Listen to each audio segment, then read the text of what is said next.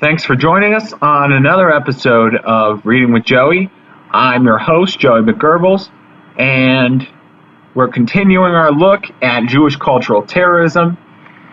The theme of this show is going to be Norman Mailer and black culture.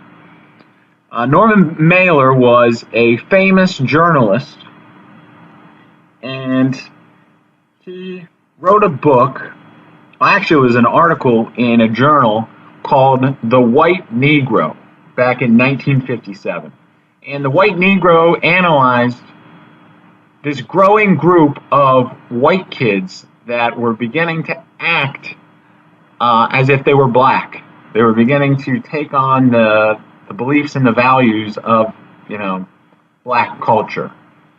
And Norman Mailer writes this article about what's going on.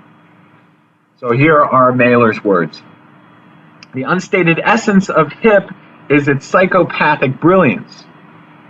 Quivers with the knowledge that new kinds of victories increase one's power for new kinds of perception, and defeats, the wrong kind of defeats, attack the body and imprison one's energy until one is jailed in the prison air of other people's habits, other people's defeats, boredom, quiet desperation, and muted, icy, self-destroying rage.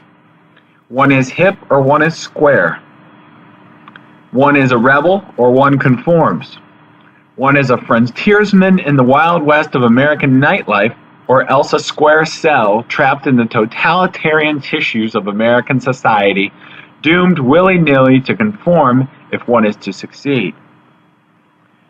A totalitarian society makes enormous demands on the courage of men, and a partially totalitarian society makes even greater demands, for the general anxiety is greater. Indeed, if one is to be a man, almost any kind of unconventional action often takes disproportionate courage. So it is no accident that the source of hip is the Negro, for he has been living on the margin between totalitarianism and democracy for 2 centuries. But the presence of hip as a working philosophy in the subworlds of American life is probably due to jazz and its knife-like entrance into culture. Its subtle but so penetrating influence on an avant-garde generation, that post-war generation of adventurers who had absorbed the lessons of disillusionment and disgust of the 20s, the Depression, and the war. Sharing a collective disbelief in the words of men who had too much money and controlled too many things, they knew almost as powerful as a disbelief in the socially monolithic of the single mate, the solid family, and respectable love life. This particular part of a generation was attracted to what the Negro had to offer. In such places as Greenwich Village, a menage a trois was completed. The bohemian and the juvenile delinquent came face to face with the Negro, and the hipster, or later known hippie, or even more recently known Wigger, was a fact in American life. If marijuana was the wedding ring, the child was the language of hip, for its ergo gave expression to abstract states of feeling which all could share, at least all who were hip. And in this wedding of the white and black, it was the Negro who bought the cultural dowry. Any Negro who wishes to live must live with danger from his first day, and no experience can ever be casual to him. No Negro can saunter down a street with any real certainty that violence will not visit him on his walk. The cameos of security for the average white, mother in the home, job in the family, are not even a mockery to millions of Negroes. They are impossible. The Negro has the simplest alternatives: live a life of constant humility of ever-threatening danger. It is such a pass where paranoia is as vital to survival as blood. The Negro has stayed alive and begun to grow by following the need of his body where he could. Knowing in the cell of his existence that life was war, nothing but war, the Negro could rarely afford the sophisticated inhibitions of civilization, and so he kept for his survival the art of the primitive. He lived in the enormous present. he subsisted for his Saturday night kicks, relinquishing the pleasures of the mind for the more obligatory pleasures of the body. And in his music, he gave voice to the character and quality of his existence, to his rage, and the infinite variations of joy, lust, languor, growl, cramp, pinch, scream, and despair of his orgasm. For jazz is orgasm.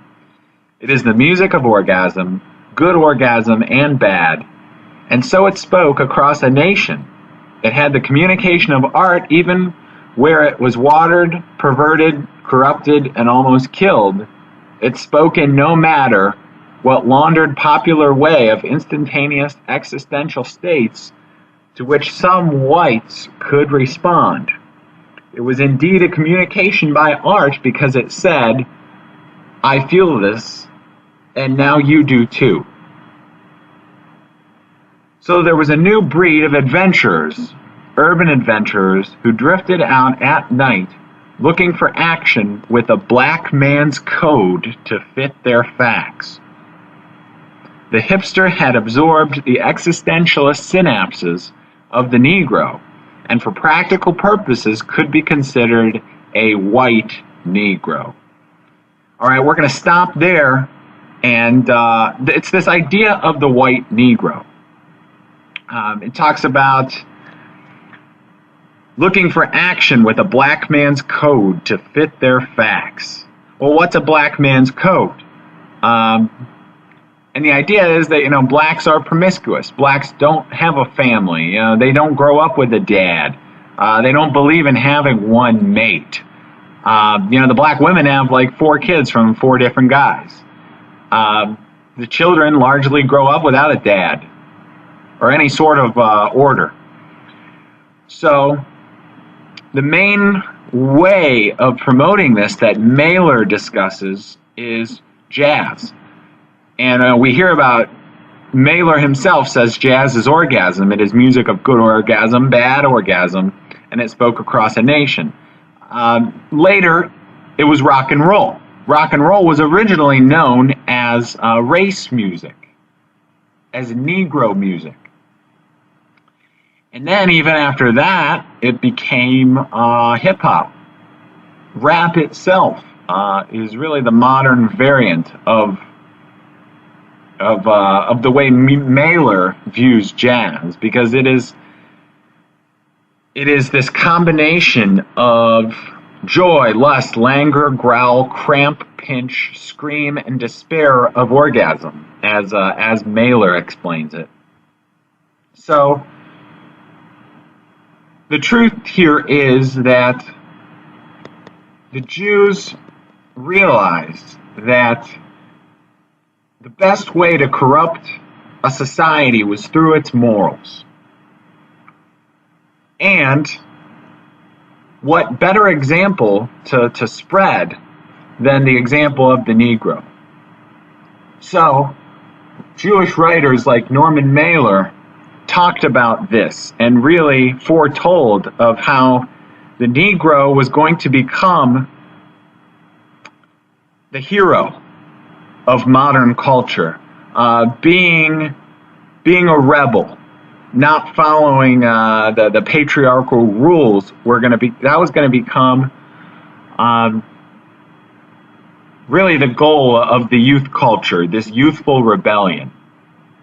And that's not to say the youthful rebellion doesn't exist on its own, and that it's not healthy to an extent, but Jewish writers like Norman Mailer really promoted it in a radical sense, eventually leading to the hippie generation and promoting the sexual revolution and the cultural revolution that led to a lot of the problems we have today, and really this Jewish cultural terrorism that this whole series is about. So thank you for listening to this episode, and check back for future shows.